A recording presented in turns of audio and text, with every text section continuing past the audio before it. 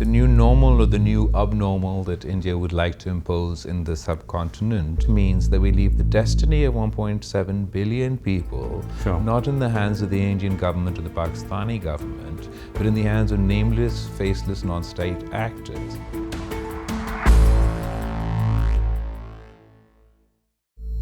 India and Pakistan, nuclear-armed neighbours, have gone to war before. But a brief, intense battle they fought in May this year marked a dramatic shift in their equations. It's the biggest counter-terror offensive launched by India. Pakistan ने भरपूर जवाबी कार्रवाई की और इस कार्रवाई में भारत को किस किस्म के नुकसानात पहुंचाए गए हैं. We start tonight with a breaking story that India has launched an attack on Pakistan and Pakistan administered Kashmir and Jammu. India says it's drawn a new red line with Pakistan. In this series, a first of its kind on Al Jazeera, I will interview a leading voice from both sides of the border, Bilawal Bhutto Zardari of Pakistan and Shashi Tharoor from India. With them, I examine what India's new normal, or what Pakistan calls a new abnormal, means for both countries. In this episode, I ask Bilawal Bhutto, can Pakistan legitimately claim to no longer provide safe harbour to extremist groups that attack India? You can also find a link to my interview with Shashi Tharoor in the description box below. But before we get to the interview with Mr. Bhutto, here's a brief chronology. The trigger for the war came in April with the brutal killing of 26 people, mostly tourists, in Indian-administered Kashmir, an act of violence that shocked India. New Delhi accused Islamabad of engineering the attack. I say to the whole world, India will identify, track and punish every terrorist and their backer. On the 7th of May, India carried out strikes against what it called terrorist camps inside Pakistan. India exercised its right to respond and preempt as well as deter more such cross-border attacks. These actions were focused on dismantling the terrorist infrastructure. Pakistan strongly denied any link to the Kashmir attack, accused India of military aggression and retaliated.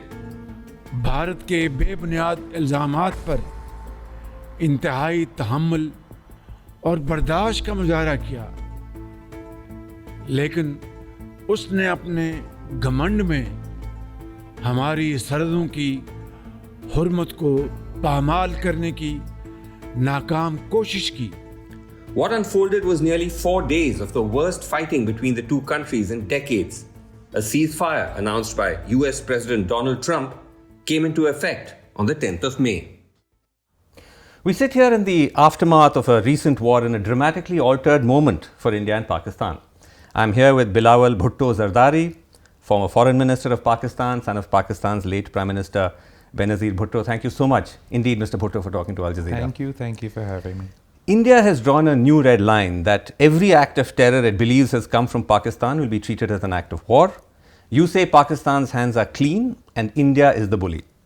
But is it so unreasonable, Mr. Bhutto, to assume that there was a Pakistan link behind this recent attack, given that it's a matter of international record for decades that the Pakistani state has backed extremist groups?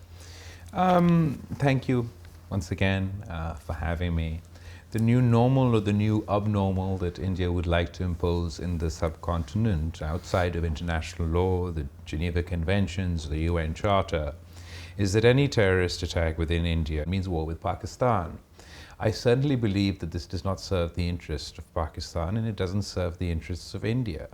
Two nuclear-armed countries have gotten to the point where we've reduced the threshold for full-on war, military conflict between our two countries to this level, which in effect means that we leave the destiny of 1.7 billion people not in the hands of the Indian government or the Pakistani government, but in the hands of nameless, faceless, non-state actors. As far as Pakistan's past is concerned, it's not Pakistan's past alone. This is our collective past. You seem to suggest that this almost goes back to the Soviet invasion of Afghanistan, which is decades ago. But as recently Mr. Bhutto, as 2022, a US State Department report says that several UN and US designated terrorist groups continue to operate from Pakistani soil, including the Lashkar-e-Toiba and Jaish-e-Muhammad, which, for the benefit of our audience, are groups linked to multiple attacks in India. This isn't the past, Mr. Bhutto. This is right now. 2022, I'd like to emphasize, is the past. We're in 2025. We're 3 years away from 2022. Sure. That's not the past, surely. Excuse me. If we are going to have Of course. this interview, I Of course. request that you at liberty to ask your questions, but please give me Absolutely. the space to respond. As far as the past is concerned, I don't believe we should burden whether it's the children of India or the children of Pakistan with the actions of the past. I certainly believe we shouldn't punish them for the past. As far as a statement by the State Department in 2022, Yes. I could contest that with you, but suffice to say it's beyond that now. What we've gone through is an FATF process that is far more rigorous than any statement coming out of whether it's the British Foreign Office or the American Foreign Office or any foreign office for that matter. And the FATF process has endorsed Pakistan's action against those terrorist groups which are of concern to India. In addition to that, there's been no terrorist attack in India conducted by these terrorist groups, whether it's in 2019 or now. Both these incidences were indigenous attacks if it was something else. Of course, Mr. Bhutto, India would contest that. But I India just want to come back to now, if I may, because you have been given a chance to answer. I haven't been able to make this point that if it was the case that a specific terrorist group, a cross-border terrorist group, cross-border individuals were involved in this attack, today you would know their name, I would know their name. You would see their faces, I would see their faces. Okay, but to come back to my question. That the Indian government is not sharing with their own people, with the international community, or with us, the identity of these individuals because they're indigenous to Kashmir. In 2019, actually, the Jaish-e-Muhammad, one of the groups that I mentioned, actually claimed credit for it. But I still haven't got a clear answer to my question. If I may ask the question. As to these groups, because you cited the FATF, which is a anti-terror financing watchdog body, which you've come off that list. But you still haven't answered my specific question about the fact that the US State Department is saying these groups are still active. And if I may ask you, so what action has Pakistan taken specifically against men like Hafiz Saeed and Masood Azhar, who are the leaders of these groups? Because the New York Times, in a May 2025 report, as recent as that, Mr. Bhutto said, Hafiz Saeed is a free man despite brief periods of detention. That's not accurate. As far as the action Pakistan has taken, the reason I refer to the FATF is because it documents that actions. It documents the more than 90 organizations, buildings, institutions, fronts that the Pakistani government has taken back from these groups. It identifies the cases that we filed, whether it's money laundering, terror financing, or others against individuals of concern, and achieve convictions. As far as specifically Hafiz Saeed and Masood Azhar, that's factually not correct that Hafiz Saeed is a free man. He is in the custody of the Pakistani state. As far as Masood Azhar is concerned, we have been unable to arrest him or identify him. Given his past within the Afghan jihad context, it is our belief that he is in Afghanistan. If and when the Indian government shares information with us that he is in Pakistani soil, we'd be more than happy to arrest him. The fact is the Indian government is not. Okay, but Mr. Bhutto, one second. Nor were any of these individuals involved in the terrorist attack that justified this war. Okay, you went to war on a lie. This is a precedent that has been set and India is trying to exploit. That you cry terrorist and attack a sovereign Muslim country. I just want to come back on what you said about Masood Azhar, because that's quite an extraordinary statement you're making, that you're saying that a UN designated terrorist, you're not aware of his whereabouts, and you expect India to provide you that information. Excuse me, when you have a CT cooperation with any country, we provide groups of our concern, they provide groups of their concern. That's how we managed to thwart attacks here in London, thwart attacks in New York, thwart attacks in Pakistan. As far as Masood Azhar is concerned, if he is in Afghanistan, that the West is now handed over to a group that once upon a time they called terrorists and now they call the people in charge of Afghanistan. It's not possible for Pakistan to go and do what all of NATO was unable to do within Afghanistan. There's no reason for Pakistan to want to see this individual or any individual of concern to be active. India has also suffered terrorism, but Pakistan suffers terrorism on a daily basis. if I may say so, experience more terrorist attacks than India do. I mean, you have a personal experience. Exactly, of it. which you is suffered tragedy. Which is why I seek your assistance. Yes. In not furthering this Indian toolkit that they use, whether it's internally to demonize the Muslims in India by using the word terrorism as a wolf whistle, Yes. to demonize all the people in Pakistan. So, Mr. Bhutto, as you know, I have not been citing the Indian toolkit. I've been citing the US State Department. I've been citing UN reports. But if I may continue, you know the geopolitical if I may connotations of the US position and the Indians' position. It makes it all the more significant that despite those geopolitical compulsions during this conflict, yes, the United States, the Secretary of State, their State Department, or anywhere else, yes, did not endorse the Indian position that this attack was carried out by cross-border terrorists. There's a reason for that. I promise you, if that was the case, yes, and the intelligence agencies in the United States or elsewhere had collaborated India's view and not Pakistan, there'd be a very different situation. Okay. They also didn't condemn the Indian airstrikes as well. But if I can, what is condemning the airstrikes got to do? Okay, but if I can now ask you about it, about the point that you said. You said 2022 is the past, but Pakistan's army chief, General Asim Munir, 6 days before the Pahalgam attack, said Kashmir is our jugular vein. He says, and I quote, "We will not leave our Kashmiri brethren in their historic struggle, their heroic struggle against Indian occupation." That sounds like a fairly direct provocation 6 days before Are you an attack. contesting the United Nations Security Council resolutions on Kashmir? I'm asking about General Munir Are you contesting? and his But statement. how does his statement contradict with Pakistan's historic position since the time of Muhammad Ali Jinnah that Kashmir is an integral part of Pakistan? How does that statement contest the reality that the Indian government is operating as an occupying force in Indian-held Kashmir? The reason why this is of a concern to us, not just within the context of the United Nations and absolutely Kashmir being the jugular vein of Pakistan, it's also of a concern to us because I believe that the increase in suppression and oppression within the context of Kashmir post-2019 will induce the local population to react, to resist, and they will provide the cannon fodder for new terrorist organizations, for splinter groups to conduct such attacks. And considering that Pakistan is held accountable for groups that we don't control, it's all the more important for us to recognize that Kashmir is a disputed territory that needs resolution so that we can address the root cause of our conflict and the root cause of indigenous terrorism in occupied Kashmir. Okay, let me come to those accusations you've been making now several times about India's conduct in Kashmir in a second. I want to come back to General Munir for the following reason, because this idea that there's a struggle in Kashmir which you're backing, the people of Kashmir by and large want peace like everywhere. So but hold on. Let me finish the question. But it's the accusation is that Pakistan, and this is General Pervez Musharraf himself, your former army chief, who said in 2015, he was also president, he was also the army chief, he said, "We supported and trained the Kashmiri freedom fighters. They were our heroes at that time. Later on, the religious militancy turned into terrorism." Is that contradicting any statement that is endorsing our point of view?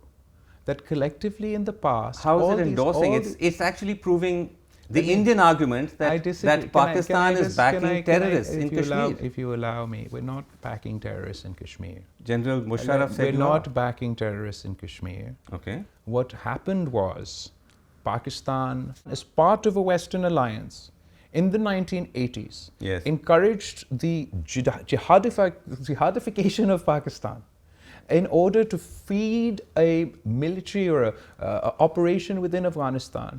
When that conflict ended and the international community up and left, it didn't mean that these terrorists just disappeared. At the time called freedom fighters, later turned into terrorists, disappeared. They all set up shop doing something else. Some set up Al-Qaeda in order to attack on 9/11.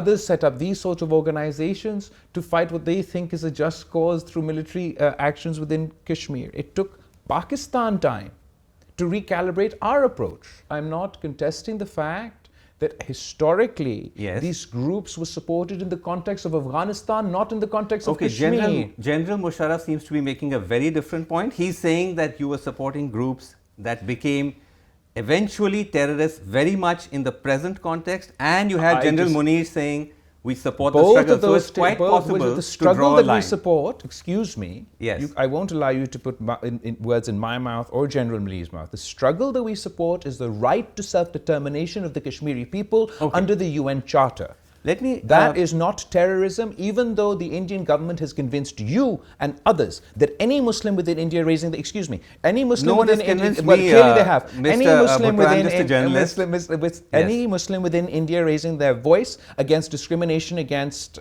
Muslims within India, any Kashmiri raising their voice for the rights of Kashmiris are all considered terrorists. And any potential Pakistani interviewer of an Indian delegation are all terrorists, and we don't engage in conversations with them. Pakistan deals with the reality on the ground. We are confident that we've combated these terrorists. We believe if India would like any further action to take place, then they should engage in a dialogue with Pakistan so that we can address that issue. Similarly, Pakistan has a laundry list of complaints against India about their involvement in terrorism. We will come to that. That is linked to this. You can't just make one accusation from one side based on history and not allow me to make my case for something that's happening here and now. The Indian government has admitted on the record as part of the Sharm el-Sheikh communique that they're behind these groups. Not some statement of a dictator. An elected Prime Minister of the Indian government, Manmohan Singh, has admitted at Sharm el-Sheikh. We've caught Kulbhushan Yadav in 2016. What was he doing in Balochistan if he wasn't supporting terrorist activity? And to this day, Pakistan has cooperated with India as far as LET. And I know you don't want to hear the truth, but it's important to. Pakistan. It's not about the truth, it's about the time. We have limited time. You've said so much, and again, I just want to make it clear to our viewers that you can raise 100 different allegations. You're very much here on our invite, but we're going to go over time. But I will keep coming back to the question. You said a number of things there, by the way, which factually don't necessarily hold up. You talked about. Hold on, just a second. You talked about the Sharm el-Sheikh agreement. Factually, there was no admission from the Indian Prime Minister of guilt. It was a broad brush statement where the Pakistan Prime Minister raised certain concerns, and that's on the record. Okay, let's talk about dialogue now. Let's talk about dialogue, because you said that the only way forward with India is dialogue. You've actually even visited India in 2023 as Foreign Minister. But Mr. Bhutto, in the same breath, you are calling Mr. Modi, the Indian Prime Minister, a sort of Temu version of Netanyahu, like a poor copy. Temu is a sort of Chinese online shopping platform, like a Chinese Amazon. You've called him the Butcher of Kashmir. You've called him the Butcher of the Indus Valley civilization. Really, Mr. Bhutto? Name calling of this kind from a Pakistani leader who claims he wants peace with India. How does that work? I don't think it is mutually exclusive to call out apartheid, to call out the violation of international law, to call out the threat to starve or cut off the water supply from a civilian population. I think you can walk and chew gum at the same time. You can call out abuses while you can advocate for peace. As far as the title of the Butcher of Gujarat, this is a title that Modi's own actions earned him. It is not a label that I gave him. I would draw your attention to your own channel's reporting on the actions of the Indian administration led by Prime Minister Modi in Gujarat. The Indian government still to this day censors any coverage, including that of the BBC, about Gujarat. My comments, which you allow me to answer, my comments was a call for Mr. Modi to review what he'd like his legacy to be. I believe that he's in a crossroads. He can either continue on this perception that we have, go on from being the Butcher of Gujarat to the Butcher of Kashmir and the Butcher of the Indus Valley civilization, or he can be the true heir of the Indus Valley civilization, push the case for peace, engage in a dialogue with Pakistan, which is the only legitimate way to address any concerns vis-a-vis terrorism, to address the root cause of Kashmir, and to address any dispute. I was just wondering whether these sort of sweeping ad hominem smears, which can get clicks and which can get virality. But at the end of the day, he is the Prime Minister of India, and if India and Pakistan need to talk peace, one day you could be sitting across from him. And that's why I just come once again to whether the choice of language is conducive for that kind of objective. I believe that the Indian Prime Minister has a thick enough skin that he'll be able to engage with me or anybody else across the table, just as, despite Mr. Modi's statement that the youth of Pakistan should eat bread or his bullet, I still believe that we will be able to engage in a dialogue. I don't think, as I said, these things are mutually exclusive. It's particularly important to draw the line when it comes to apartheid, cutting off food or war crimes, cutting off food or the water supply to civilian populations, violating international law. Okay, let me ask you about the other comparison you made, which I found interesting, that you compared Mr. Modi to Netanyahu. You made that comparison on one hand, and you've also been lavishly praising Donald Trump on the other. You call him a peacemaker. This is the same Donald Trump who has a vision of Gaza which amounts to ethnic cleansing. He posted a video of Gaza as a sort of Trump Riviera, where he and Netanyahu are sitting on an AI-generated beach while the actual Gaza burns. This is the same Donald Trump whose administration is continuing to fund and arm the carnage in Gaza. And you're praising this person. I'm praising this person's approach to the idea of peace, particularly in my context. So you're okay with his funding, the government's funding of the carnage in Gaza? No, obviously I'm not. It's your government's position, not mine. It's the Indian government's position to support that situation. I'm not, again, Mr. Bhutto, I'm not representing the Indian government. Your words suggest otherwise. I don't know why I would get that impression. How many times I can say that? You've only said it once. The point is, I don't think that there's a dichotomy when clearly Mr. Trump has played a role in the context of the Indian-Pakistan escalation in achieving this ceasefire is certainly praiseworthy. Okay. I think the pertinent question to ask is why the Indian government is lying to its people, deceiving its media, and not being called out on the fact that it's trying to hide the role the US administration played in mediating this ceasefire. Actually, the Indian position is that there was the involvement of the US as well as other countries, but ultimately the decision was taken between both sides.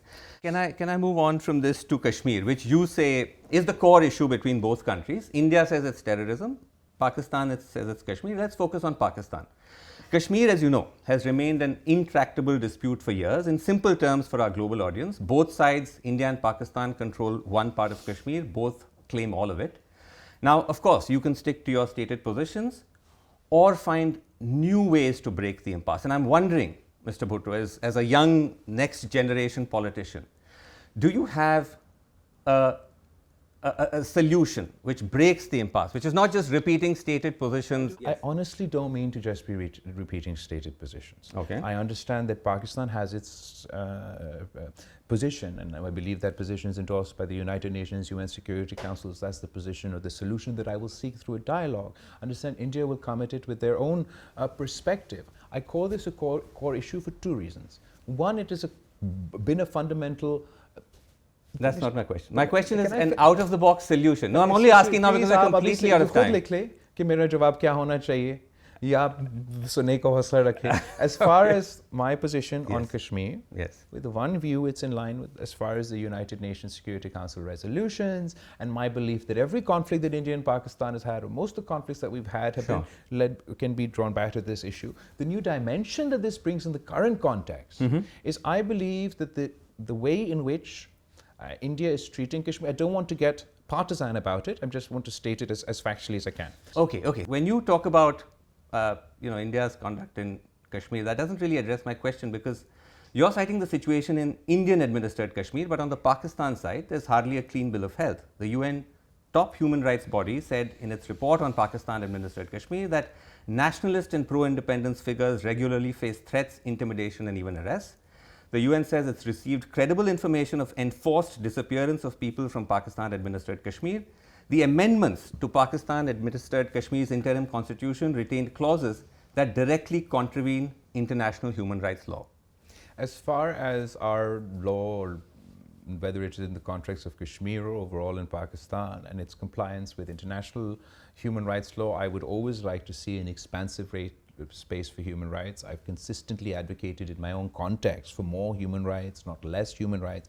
I agree that those would create problems, but I don't think that these organizations This is the United Nations. No, I'm not disputing that the report is from the United Nations. Let's go to the United Nations. Maybe everything that is my sort of issue of concern, let's take it up with the United Nations. But I'm saying they're accusing you of the very things that you're accusing India of in the Indian Kashmir. They're saying human rights violations, they're saying threats, intimidation, arrests, enforced disappearances. Human rights violations shouldn't be happening on either side of the border. But to equate the two is pretty preposterous. Okay, so let me ask you the last, because we're completely out of time. Let me just ask you then, in conclusion, because like I said, you are the next generation. And if the next generation doesn't break from the script of the past, you'll be stuck in these cycles of enmity forever, both countries. So is there any one concession, one good faith gesture that you can offer to India? For example, India has been saying to Pakistan for years, if you can extradite UN designated terrorists who live in Pakistan, who've carried out strikes on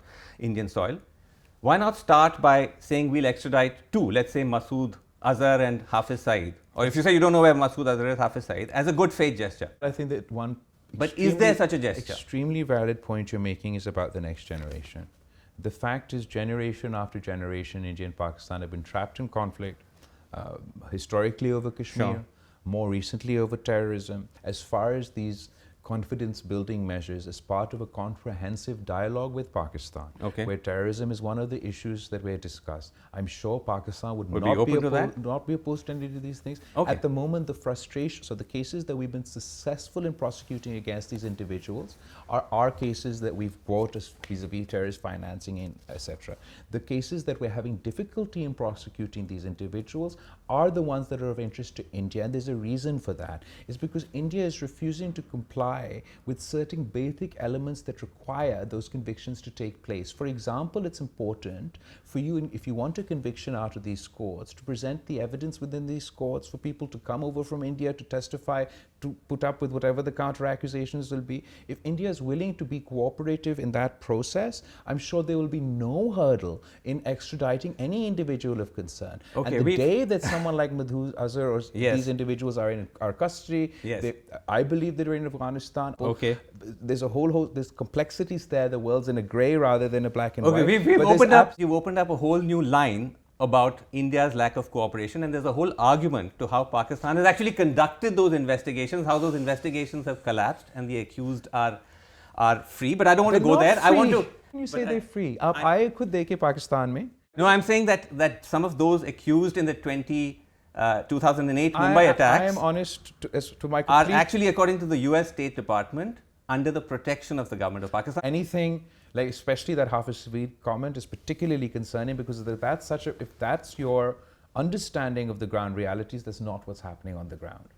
You can't allow us to leave the fate Okay. of the people of India and the people of Pakistan to whether it is Hafiz Saeed or anybody else. All right, fair And enough. if we have I to think- seize this opportunity in the crisis to have a conversation, to at least try. Right. We owe it to the future generation of Pakistanis in India. I am from a younger generation. Sure. I'm not locked in the same way that I believe it's a lot easier for people from other generations to talk about war, because the consequences of that war will be paid for in the blood, sweat and tears of the younger generation of India and Pakistan. All right, let's leave it there. We're completely out of time, Mr. Bhutto, but thank you very much indeed for talking to me. Thanks Thank very you much. so much.